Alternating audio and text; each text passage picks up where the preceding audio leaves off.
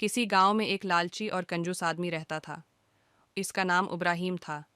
جب بھی کوئی اس سے پیسوں کی مدد مانگتا تو وہ اسے یہ کہہ کر بھگا دیتا تھا کہ یہاں کوئی پیسوں کا درخت نہیں لگا ہوا جو سب کو پیسے بانٹتا پھروں۔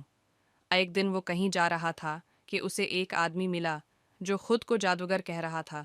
اس نے ابراہیم سے کہا، کیا تمہیں زیادہ پیسہ چاہیے؟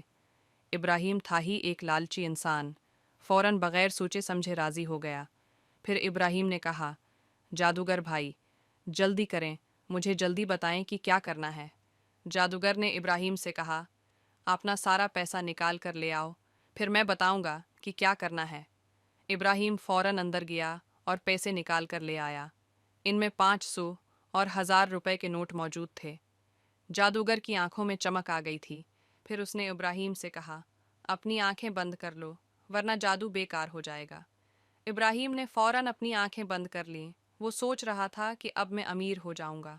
جادوگر نے اپنی جیب سے 5,000 روپے کے نقلی نوٹ نکال کر سامنے رکھے اور ابراہیم کے سارے پیسے اپنی جیب میں ڈال لیے۔ پھر ابراہیم کو یہ تاثر دینے کے لیے کہ نوٹ بدل رہا ہے منتر پڑھنا شروع کر دیا۔ پھر اس نے ابراہیم سے کہا کہ تم اب آنکھیں کھول دو۔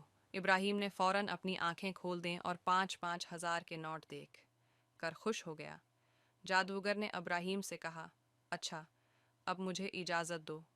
ابراہیم خوشی سے پاگل ہو رہا تھا۔ اس نے جادوگر کا شکریہ ادا کیا جا۔ دوگر کے جانے کے بعد وہ ہوش میں آیا تو پریشان ہو گیا جا۔ دوگر سارے نقلی نوٹ دے کر اور خود اصلی نوٹ لے کر بھاگ گیا تھا۔ اب وہ کنگال ہو گیا تھا، اس لیے کہتے ہیں کہ لالچ بری بلا ہے۔